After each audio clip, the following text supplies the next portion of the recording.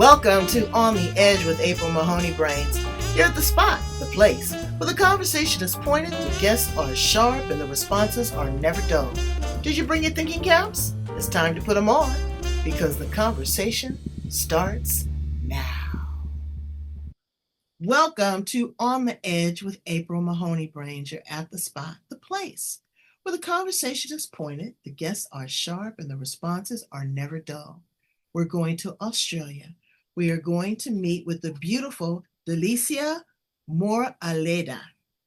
You got it. Okay, I got it, Brains. I just want you to meet somebody that is at the forefront of transformational education for our children and the parents. This is a parent coaching class that she provides.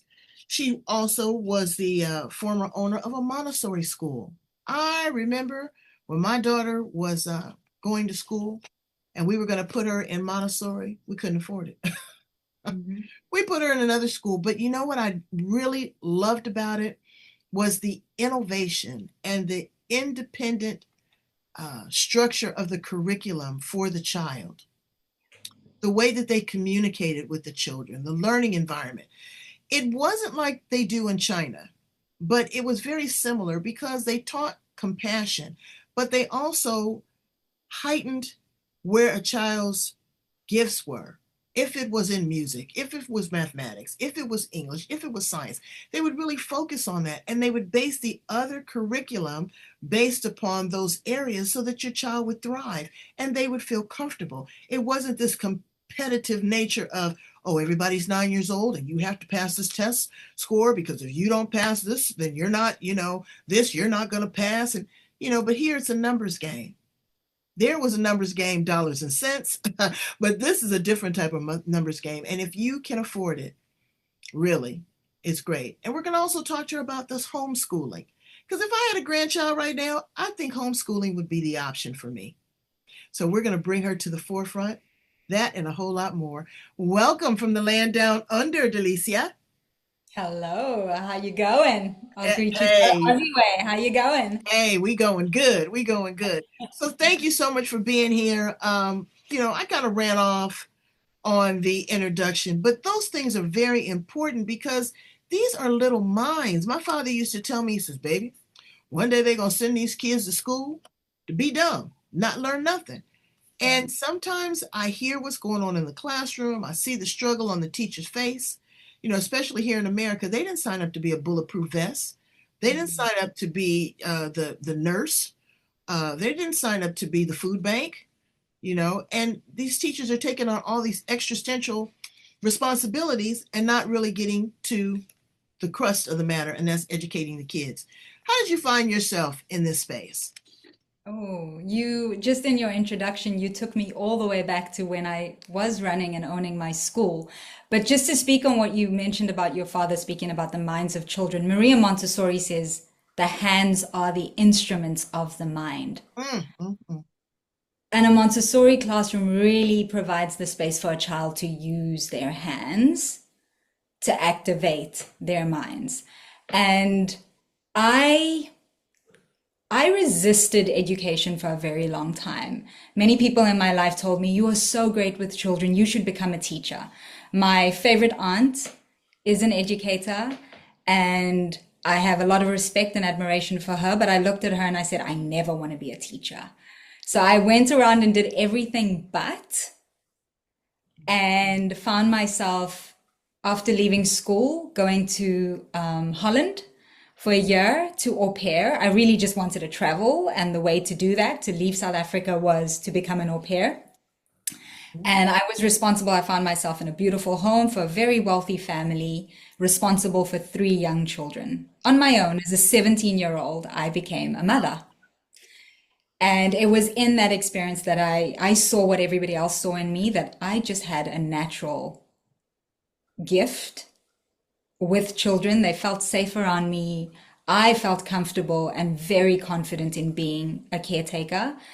And so when I returned to South Africa, I studied, I worked with children in different settings, mostly camping and outdoor settings, because I went to university to study as a extreme sports facilitator. Oh, So wow. I did skydiving, I did whitewater rafting, I did rock climbing. I wanted to be outdoors and I wanted to bring children outdoors into that as well for the experience. Mm. And then yeah, I grew and I kept working with children and then I eventually wanted to start my own family. And my husband was ready for it. He's a couple of years older than I am, so he was like ready to start a family. And I put a quick pause and I said, we are not starting a family until we get ourselves some parenting education. So I searched far and wide, couldn't find anything until I landed on Montessori's writing. And she spoke about child development from the embryonic stage. And I was like, this is where we're going to begin. And so I went to train as a Montessori directress. Wow, that's incredible when you realize your gifts and talents, and then you are able to do that. I know I did that at 5 years old. I knew I was going to be a communicator. What Yeah. type of communicator? Who knew? I didn't know if I was going to be a teacher, a preacher, a civil servant. I had no idea that was going to be my voice in media. But again, I was allowed to explore that.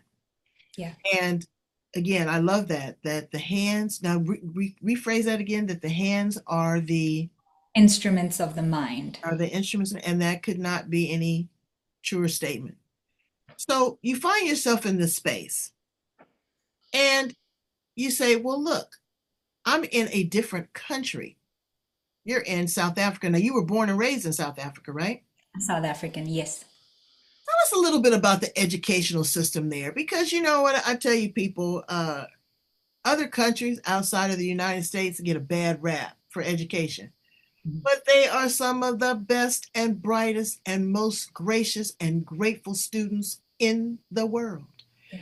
They love the fact that they are able to learn something different, that there is a path out of adverse situations or poverty, or that they can be the top of their class and they can please their teacher.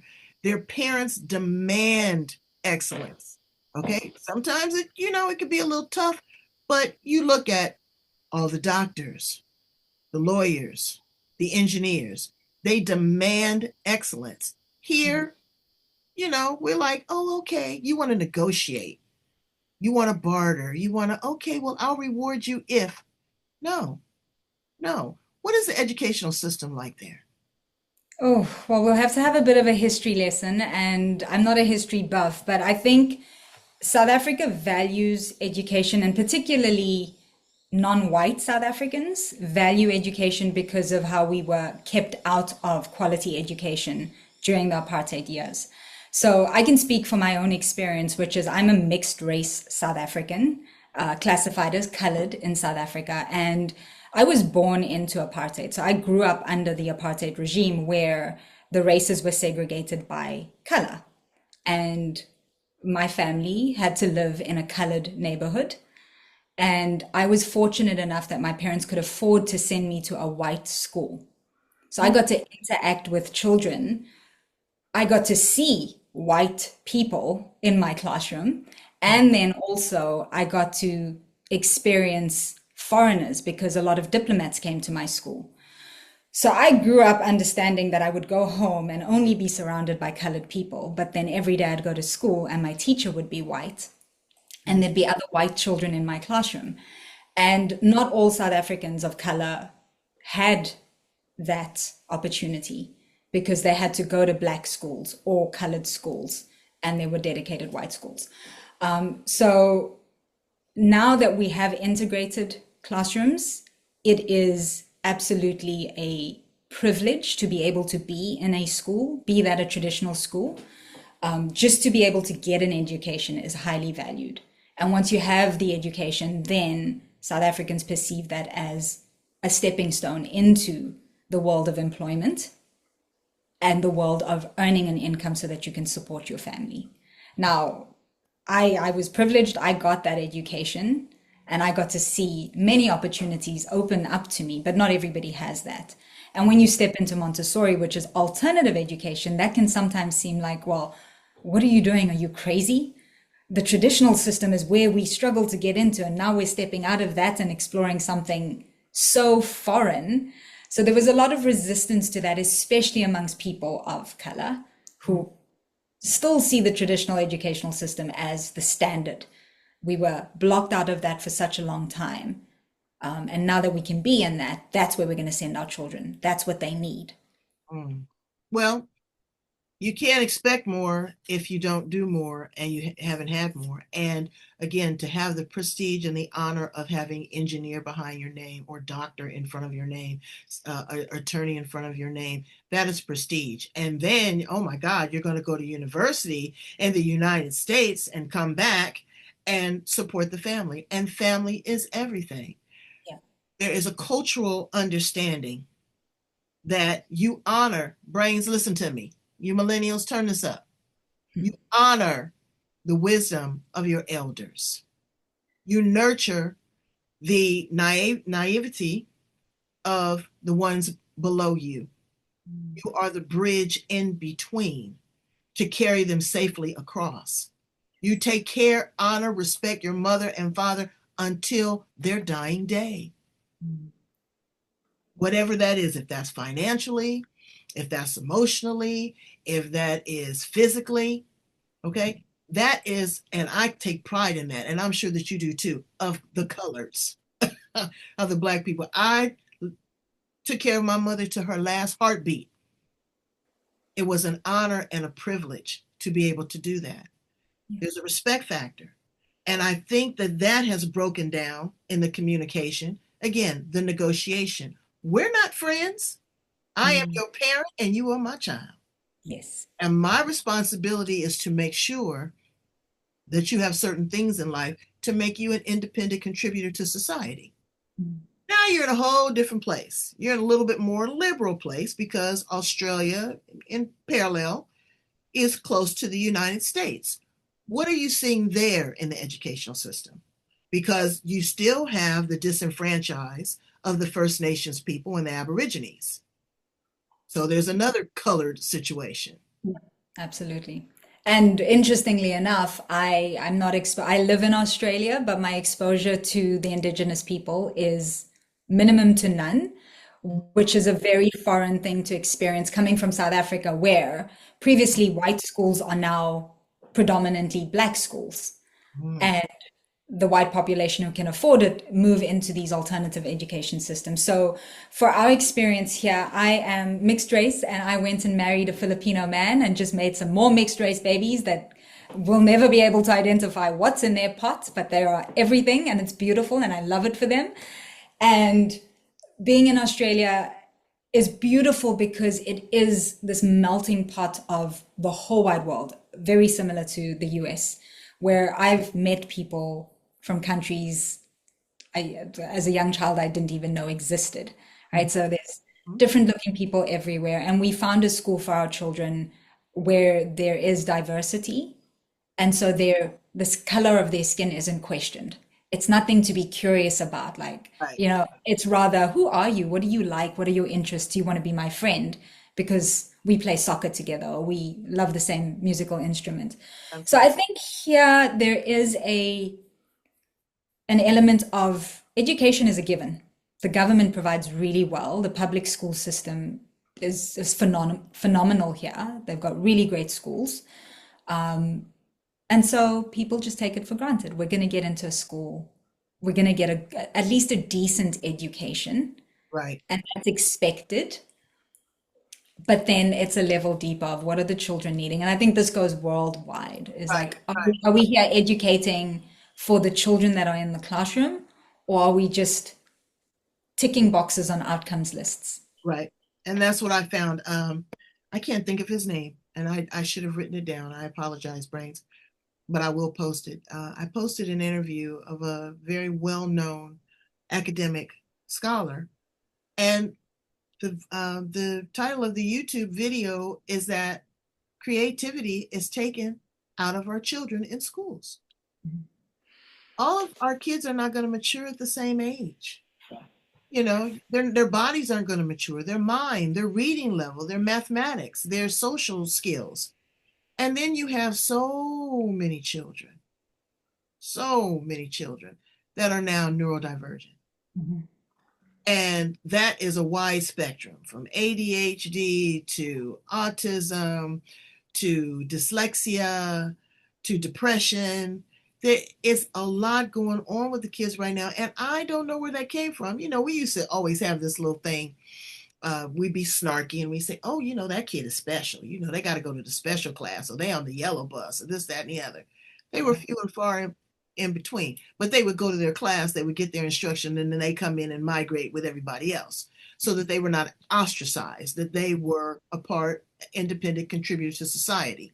Yeah. Now you have children that are being medicated to sit in the classroom. But here you got 25 kids in one classroom with one teacher, no aid, and minimal resources in America.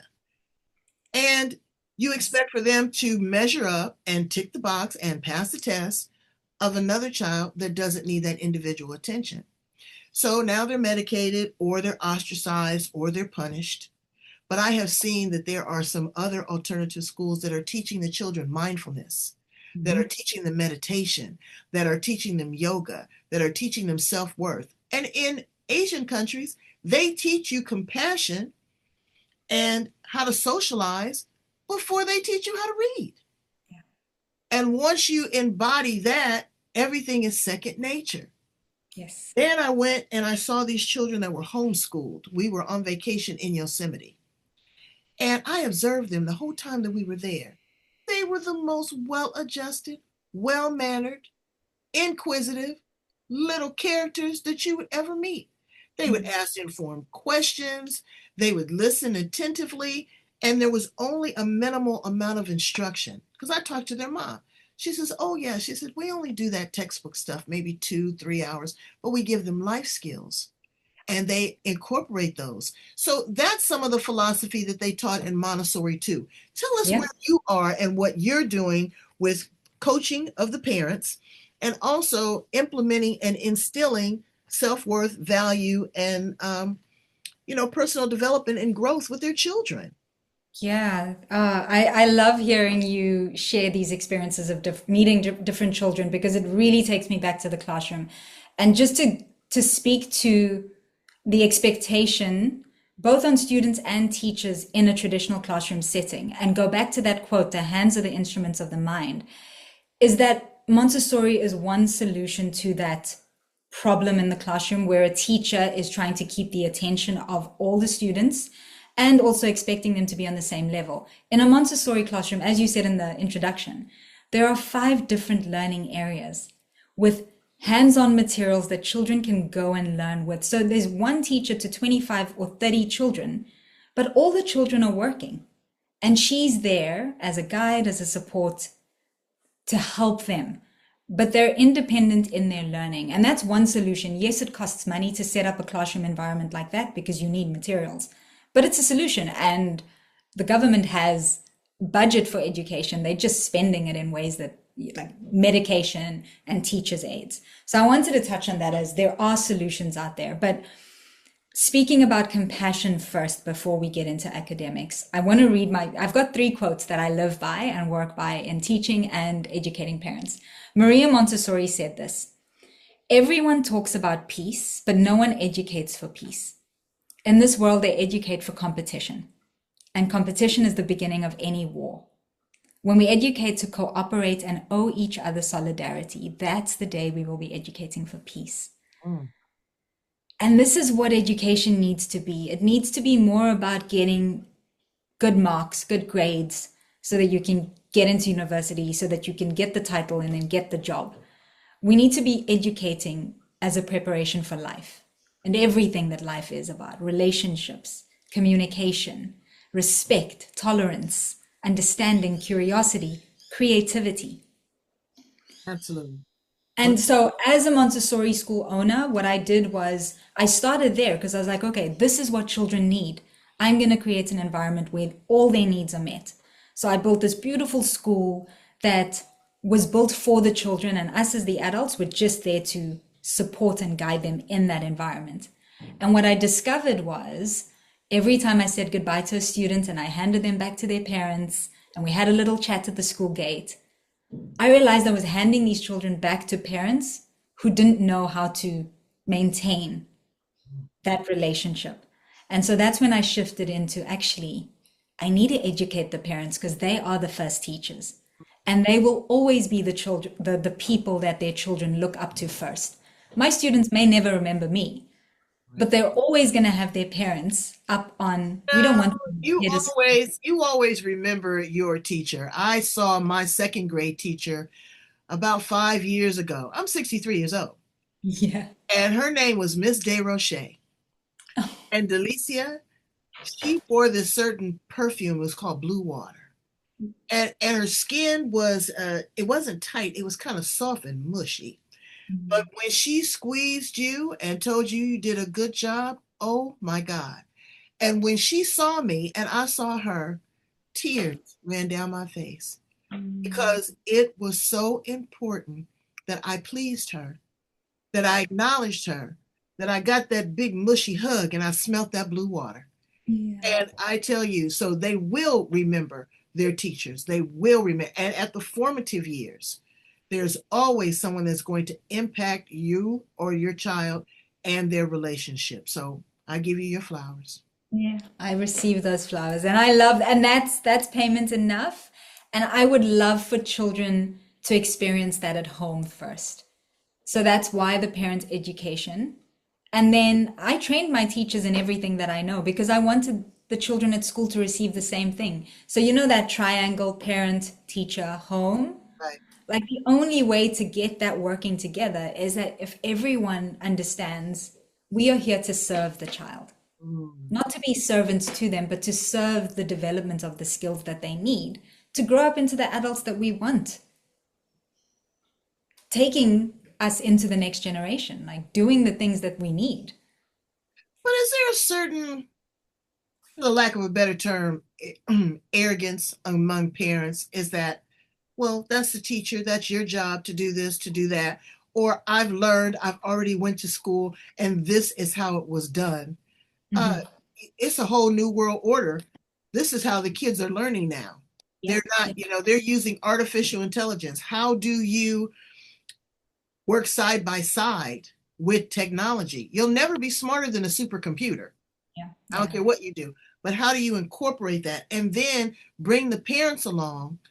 They have to have a certain maturity, they have to have an openness, and they have yeah, to really want the highest and greatest for your child's development to even work with someone like you. How are you yeah. finding the parents that fit that mold?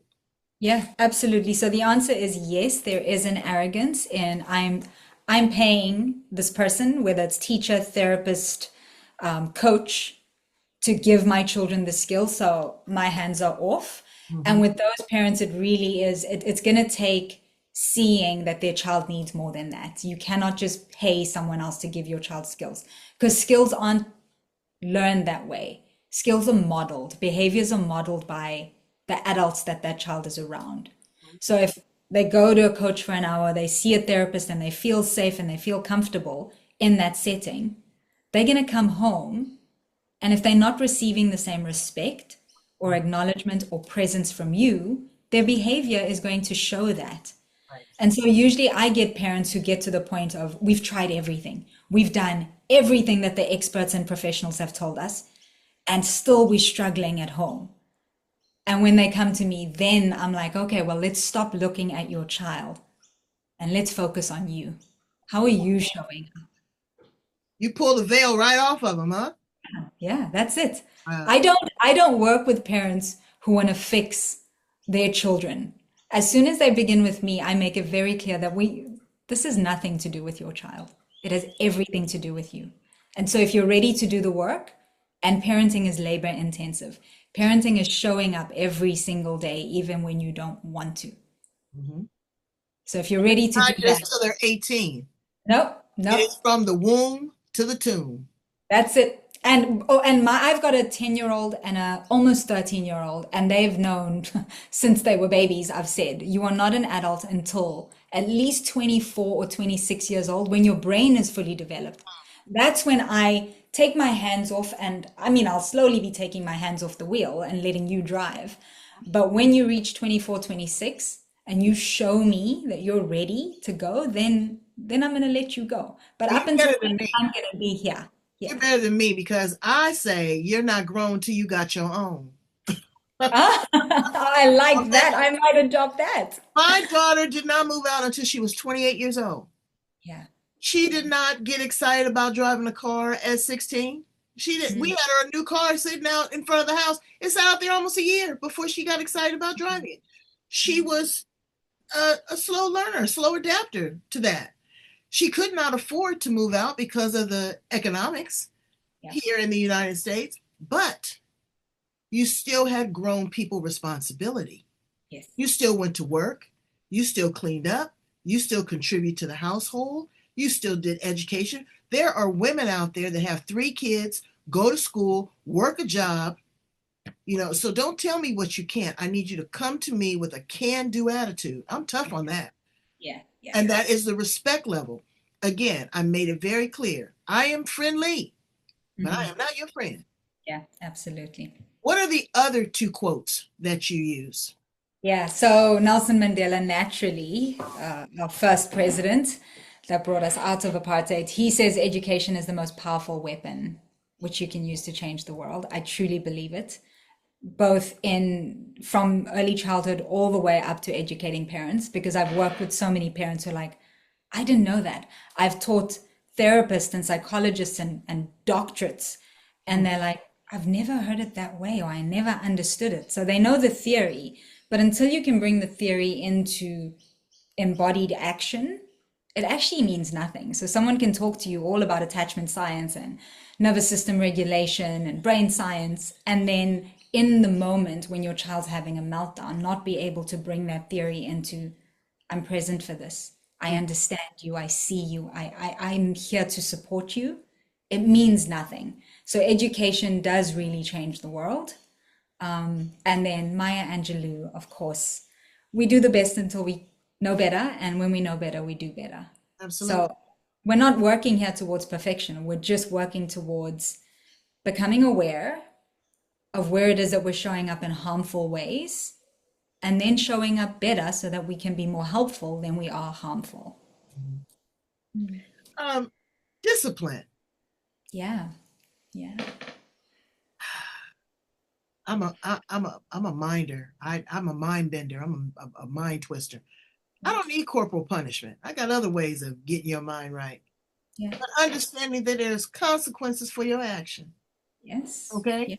I'm not gonna I tell this story. I was in the Walmart Mhm.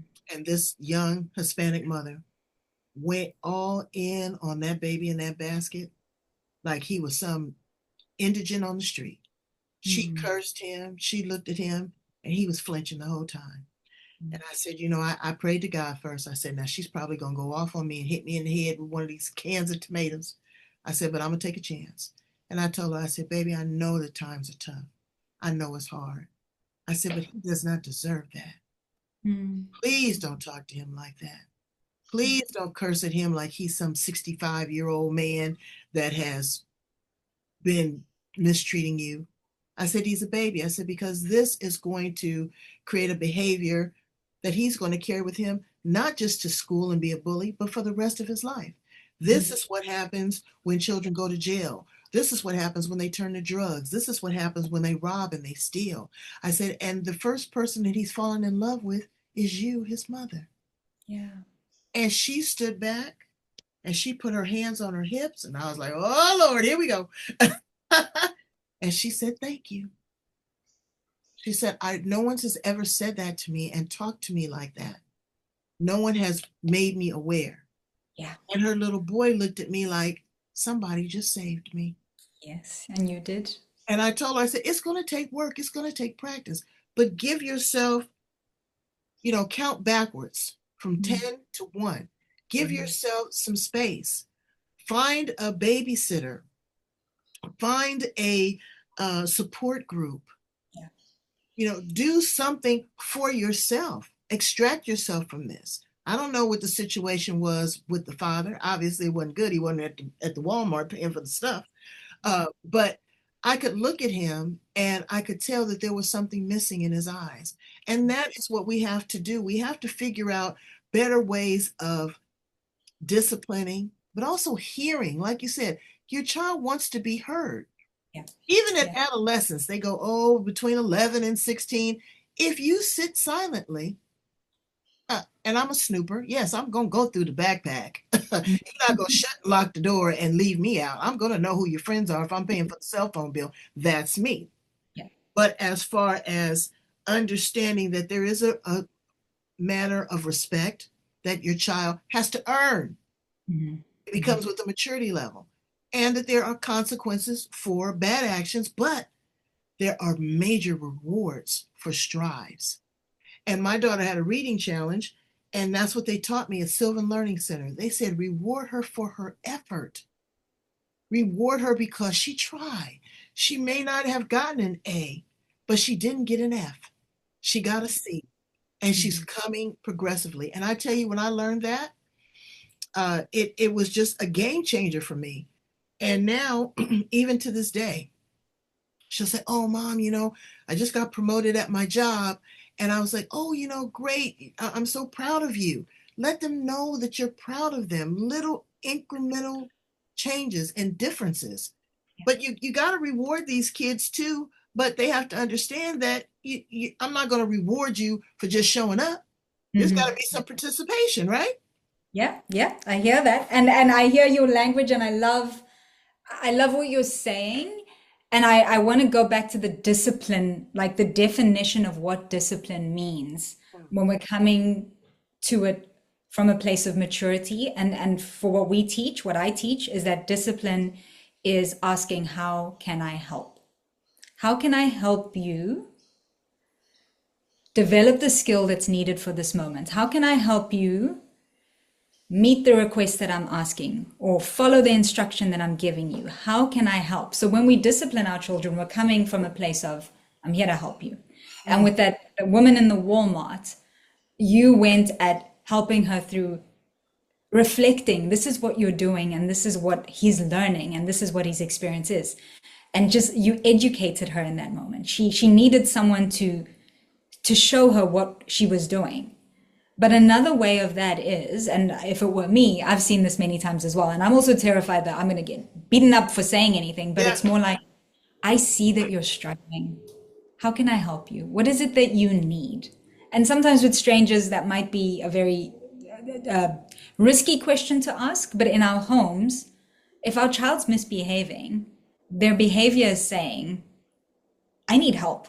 Like either I don't understand this or I'm not feeling well. A lot of times I work with parents and they go hard at their children only to later find out, oh my gosh, he was coming down with an ear infection or he had a fever the next day. And then they feel so guilty because they didn't take the moment to pause and figure out what's actually happening here. So discipline is asking, how can I help? And looking at the situation and saying what's needed and what's necessary. Mm, that's What's needed and what's necessary. that's So beautiful. there are absolutely going to be outcomes and consequences. There is no choice that we make that we can be exempt of the consequences of that choice. And I think it's important that children understand that. If you're going to make a choice to eat all the candy, the consequence of that is your tummy's going to hurt. Or you might throw it all up. Or you might be constipated. Like there's a consequence for this. Are you aware of it? Like that's not going to be mine to live with. That's going to be yours to live with. Right? And we need to educate our children on that. You're going to make a choice. You're going to go to bed late. You won't be able to wake up tomorrow morning. And then there's times where I'm the adult and I'm going to choose because I know I've been there. And I'm going to ask you to trust me on that. Absolutely. And it might be hard. You might be disappointed. You might not like it, but I'll stay with you here. I'll help you. That's beautiful. And that just is so easy and simplistic. And it takes all of this other, the corporal punishment or the writing of the standards, or one of the most cruel things that I had seen was my friend's father would make her kneel on a bed of rice. Hmm. Yeah. And I just I don't get it. And then when you see that your child is withdrawn, Mhm. how do you tap into that? Because for me, I was dyslexic. I'm still, once you're dyslexic, you're always dyslexic. But I was able to learn to to use that pain now as my passion and my power. Mhm. But when you see that your child is not connecting in the classroom, my daughter, she couldn't see the board. Mhm. I didn't know that. I don't see through her eyes. I didn't know that she was having a vision problem. And if she's always seeing something one way, she had no way of really disassociating herself from having a challenge. Or if they are having emotional issues, or if they're being bullied, how do you tap into some of those emotions? Yeah, my answer quite simply is curiosity. Like when you don't know what's happening with your child, that's a clue to get curious. And what many of us do instinctively is try to find the answers before we understand the situation. So it's a big step back, like zoom the lens all the way out and be like, what's happening here? I have a strong desire, and your child needs to feel that willingness of, I want to understand your experience. Help me understand what it's like for you. And speaking about that corporal punishment, like the kneeling on the rice in the moment, right? I don't understand how that teaches the lesson and how it's connected to whatever it is that was meant to be taught. But there's a lot of strategies that have short-term impact, right? Short-term gain, long-term pain. So your child's withdrawn, they're not speaking to you, they're not coming to you. And it's because in the moment, oh yeah, they listened, they didn't lie to me again, they didn't take money out of my wallet because they had this immediate pain. But what they learned from that was, I need to become sneakier, I need to Right, hide, right, right? right. That's what they really learn. And instead of, when we take the time to understand, why did you take the money out of my wallet? Why didn't you ask me? Mhm. Right? When we take the time to understand that instead of immediately punish them, then we get to have the opportunity to say, the next time you need some money, ask me. And if I don't have it to give to you, we'll figure it out. Or Right. you might have to work, or you might have to do a few more chores so you can earn it. But your child knows that then they can come to you. And if they can come to you in that moment when something big happens, something bad happens, something scary happens, they know, I can go to my mom because Right. I've had that experience. That's what happened. That was a beautiful thing between me and my mother growing up. My mother got pregnant at 14 years old. And when I grew up, she instilled in me how beautiful I was, how special I was, how my virginity was just gold, that Mhm. a person needed to be worthy, that I needed to have self respect. I mean, she ingrained it in me so beautifully that it wasn't like one of those, well, if you get pregnant, I'm going to put you out. And this, it wasn't like that. She raised my level of self esteem to the point where whoever was my suitor had to rise to the occasion. I was not going to settle for sloppy seconds. Absolutely not, because I am the prize. I did Mhm. not get a certificate for showing up. I actually participated. I am actually the winner in that. And it's the conversation. And she was honest with me. She told me her experience. She said she didn't even know that she was pregnant until the baby practically came.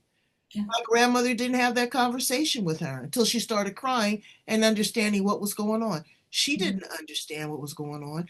You have to talk to your children. Tell them, yes, unfortunately, I experimented with drugs. This was my experience. Unfortunately, I might have went to jail. This was my experience. But shielding them and trying to pretend that these things never happened and keeping the secret is going to turn into this explosion of deception. Yeah. Then they won't trust you. They won't Yeah. come to you. Honesty is hard. As adults, you have to own your stuff. Yes. Honesty is hard, but it's also the brave thing that you can do as a Yes. parent. Yeah. And what your mom did for you is, again, something that I teach in the program I take parents through. But we do an exercise called dripping security. And I Mm, call it like security syrup into the system, the nervous system of the child. And what your mom did by saying, you are the prize, you are worthy, you are valuable. I was 14 and I didn't know I was having you until I had you. But boy, when you came into my life, I wanted you. yeah. And there is nothing you can do or feel or say that would make me love you any less? Like, these are the kinds of words we want our children to not only hear us say, but feel. So when they walk into the room, we look up and we delight in, wow, you get to be my baby girl. I love you so much. Because when they go out into the world and anyone treats them less than that, that is a red flag. That's I right. deserve this because my mother, my father, my grandmother, my auntie, Yes. I've experienced what love feels like and respect. And if you can't give that to me, then you're not the person for me. Right. You're Or not. I get to ask for it. I get to ask for it. I get to say, don't speak to me like that. Lower your voice, Mhm. right? And that's where our children develop the security to go out into the world and deal with people who've got many different backgrounds and have compassion for it, but also have the boundary to say, I know what I deserve. Exactly. My parents showed me what I It deserve. teaches them how to stand up to the bully. Yes, You don't yes, have to do it with fists and your gloves, no, and I did the same thing with my daughter. yeah, The same thing with my daughter. And I tell you, she's wonderful. And she will come to me. And, luckily, well, I shouldn't say luckily, because I think this is the way that it should be, but me and her father have been 41 years. And if she doesn't come to me, she will come to him. yes, And yeah, she will get it from a male's perspective. And then he'll say, well, maybe you want to share that with your mother. And then she'll say, well, I maybe don't want to share with my mother. Okay. He will let us work that situation out. Again, everybody's got their own roadmap. Right? mhm, Stay in your own lane. yes, But you have to, again, own your stuff. You got to be aware. You can't be afraid mm, because this is a big, ugly world. And once that child turns that doorknob and walks outside that door, they belong to the world. mm, Are you going to let them be manipulated by outside influences? Is that where their body image is going to be distributed through social media? Is it going to be drugs and alcohol? Is it going to be sexual indiscretions because you want that Gucci bag or whatever it is? And shout out to Gucci, but but but is it those things, or is it because I worked hard and there's some sweat equity involved, and that someone told me they were proud of me? My husband told me I did something. I get goose pimples when I think about it. I've been married 41 years, and I did something, and he turned around and looked at me and he said, I am so proud of you. And it's not like he hadn't said it before. I felt like I had won the Kentucky Derby. I was the prize horse. I was the filly because he was proud of me. Your words are your power. They can cut sharper than a knife, mm, and they will replay that negativity in the mind over and over and over again, where they're going to end up in years of therapy yeah. or loathing or lack. They are never able to reach their full potential. So you need to work with somebody like Delicia. Okay. Absolutely. You should. Yeah. And April, if I can just say, because when you spoke about the language of rewards, as a Montessori directress, it's very clear in her writing that she doesn't believe in rewards or punishments. But what you just said there with your husband acknowledging, Ah, seeing you and saying, I'm so proud of you. Like, we never outgrow the need to hear that as validation from another person. But what we can instill in our children is intrinsic motivation. So when they do something really well, we want to give them the opportunity to acknowledge themselves. Like, right. I see that you did that. Wow, that's so creative. Like, how did your brain come up with the idea to build it in that way? And then how does it feel? How do you feel about that? Like, how do you feel sharing that with me? So that they can say, yeah, I'm really proud of this. I'm so happy that you enjoyed my work, right? And I do this with my son all the time because he's an amazing Lego builder. And I cannot put two Lego bricks together to make them look like anything. But every time I see something, I'm like, that's incredible. Your brain just sees things in such beautiful ways. I love the way your brain works, right? And it's not saying that you have to always perform in a certain way, but I want him to value his own brain, his own creativity, his own perspective. But you And know then what? I'm gonna tell you about that. That's a double-edged sword, mm, because society will say that's arrogance, that's cocky. That Self-assurance, again, I am like that. I will pat myself on the back before I wait for somebody else because I know I did a good job, because I put in the sweat equity, because I did the work, and I looked at the rewards, and I set goals, and I set benchmarks, and I say, okay, if I don't achieve it, what can I do better? I challenge myself.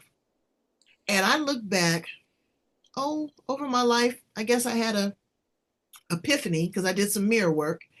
I cried like a baby because I thought about all the people in my life and the things that they would say as I grew up. Because, yeah, I was the only child, and my mother invested that in me, where Yes. other mothers were not investing that, or they had so many children that they had to delegate, or they did not have the resources. And there was a distinct difference between me and the other children. Here I am, 63 years old, and I still had an epiphany about those versus these, and how many people are not in my life, and how I feel about myself. And I asked Mr. Magnificent, that's my sounding board, my husband, Yes.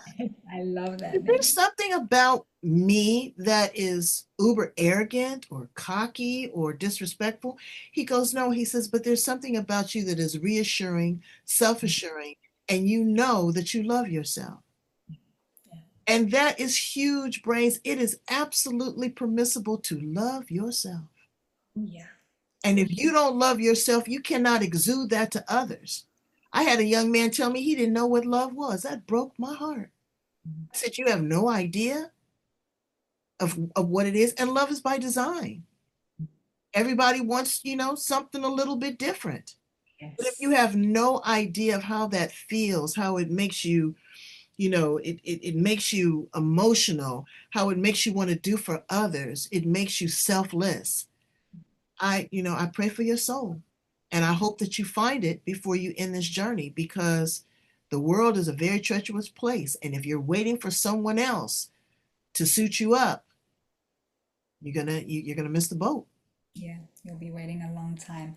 And that's why we need people like you, and we need to And me model and to you. our children the beauty of loving yourself, because yes, society might see it as arrogance, but I have children who look at, they go to a school where they've integrated special needs students into the traditional classroom, and it's normal. It's like, yeah, his brain is just different.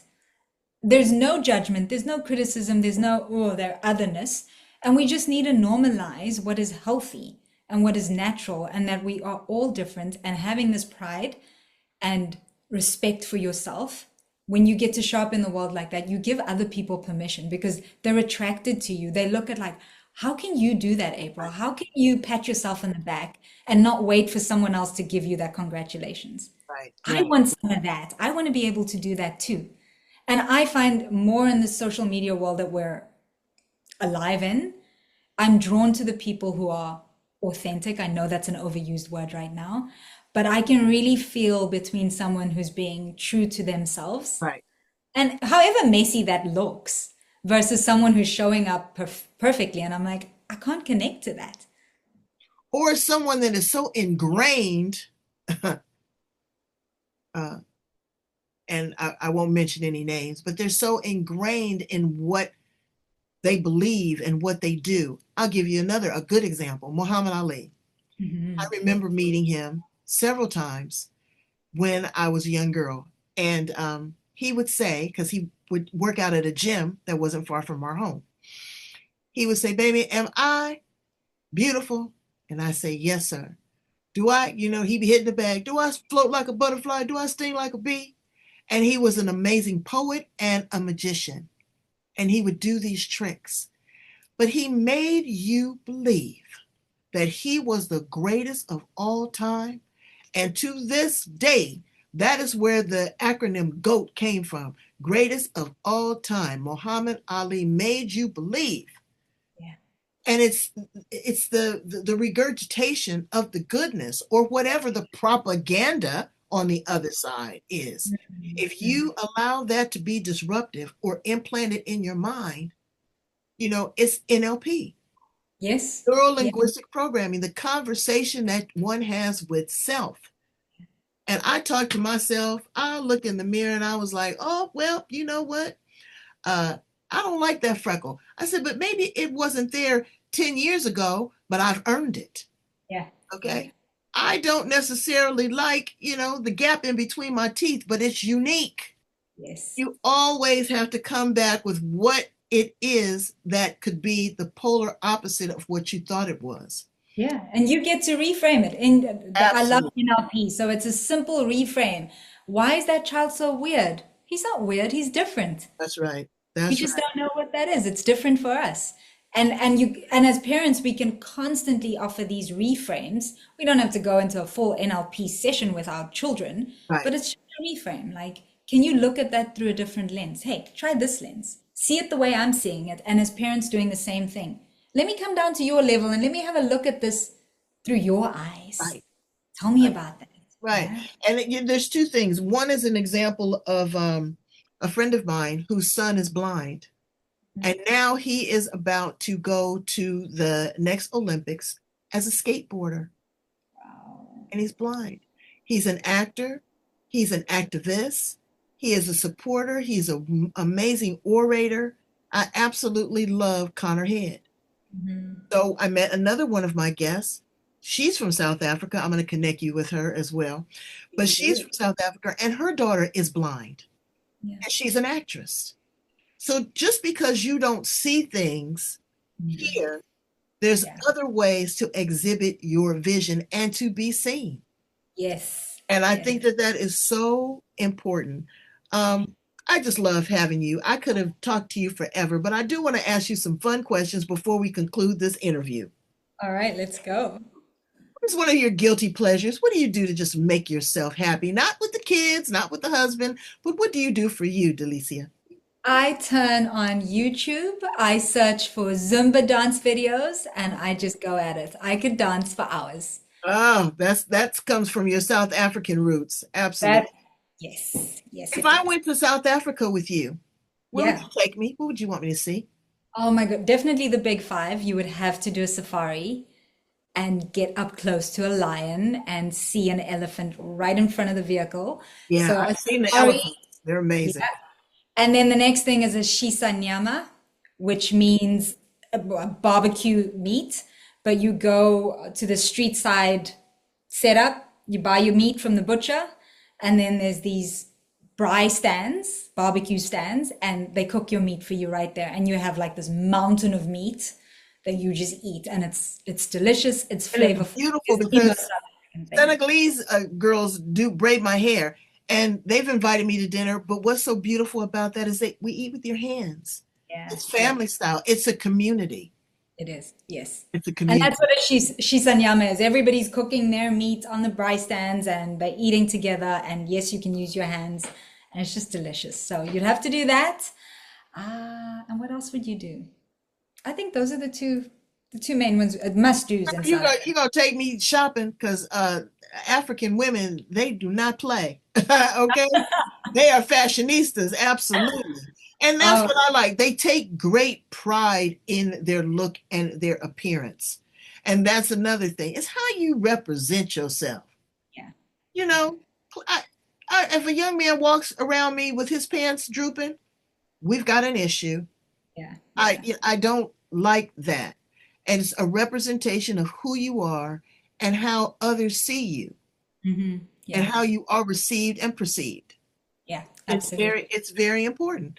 And it's Um, beautiful to dress up in South Africa, I will say, because there are curves and those are accentuated with color oh, and hush. jewelry, and it's just beautiful. The different skin tones that you get from all the different people is The just, it's beautiful beautiful. exotic oils. I mean, you can just put on a dab and you can smell that person for hours. It's beautiful. It's a beautiful culture there.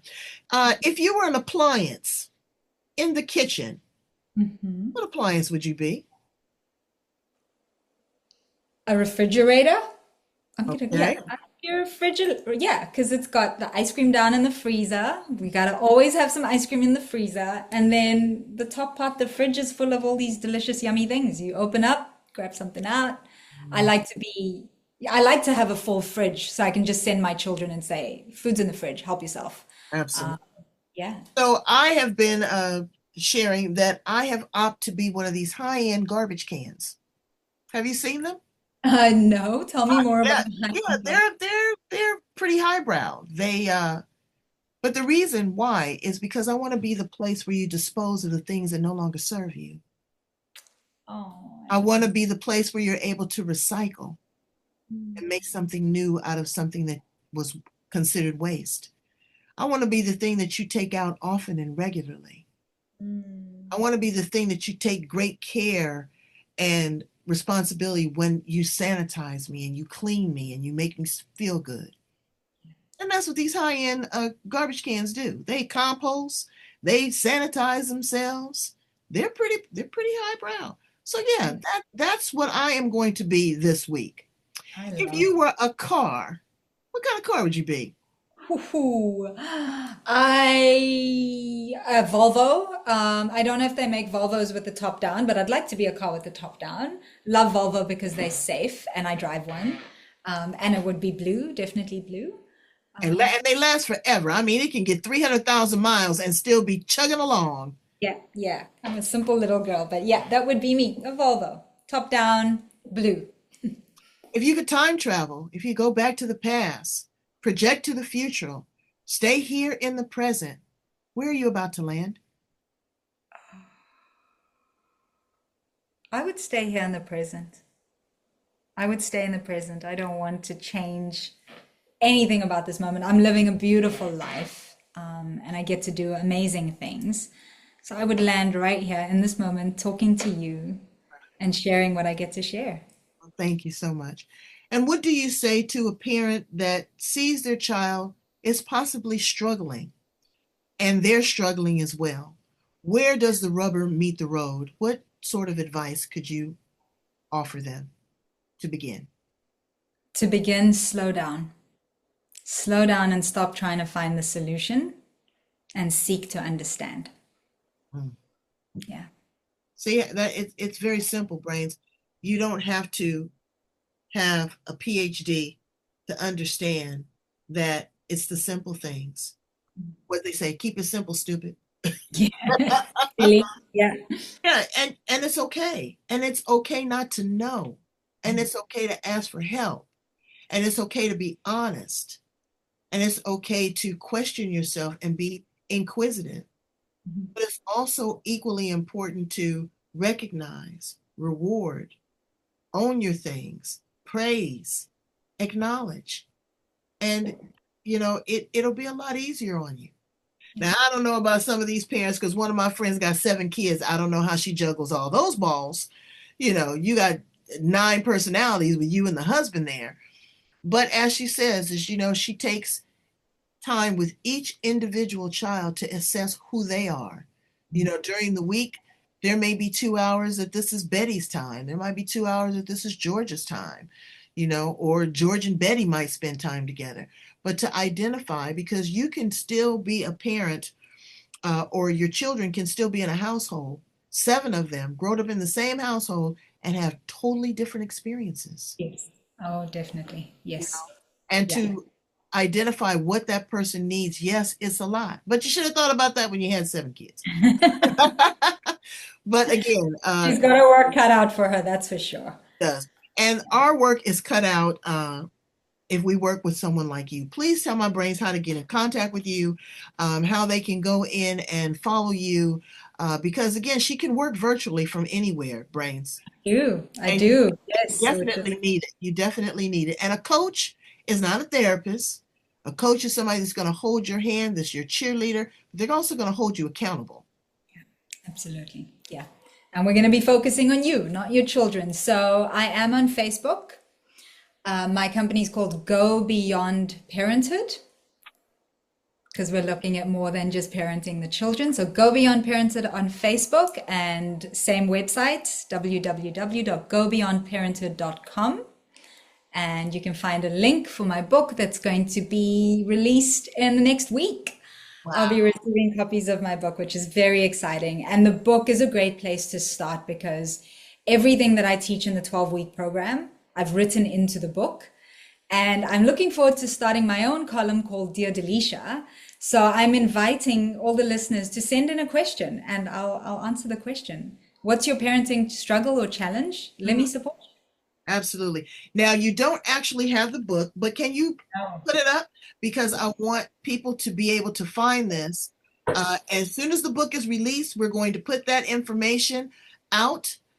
We are going to replay the interview over and over again. And hopefully, maybe she will send a signed copy to someone that Oh, has signed up for the book because I want you to use it. The Parenthood Puzzle. It is a puzzle. You got to put the pieces together.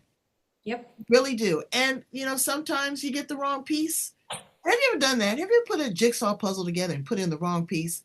Oh yeah, and you force it in, right? And then And it's you like, no, force it it doesn't in. fit here. Yeah. Absolutely. And so don't force it. If it don't fit, don't force it. Just relax and let it go. Thank you so much. I need you guys to go in and love, like, and share me on YouTube, Instagram, LinkedIn, Spreaker, Spotify, Apple, Google. Just put my name in. You'll find me all over the planet. And I thank you so much for the work that you do again, Alicia, because you could have done anything. You're a bright, beautiful woman. Um, you could have done anything, but what you opt to do is to pour into parents and into their children to make this world a better place. Thank you. It's my absolute honor and privilege to do that. Thank you for having me. It's been Absolutely. lovely chatting with you. All right. Brains, get yourself together. I'll talk to you soon. Bye bye, guys. Ciao.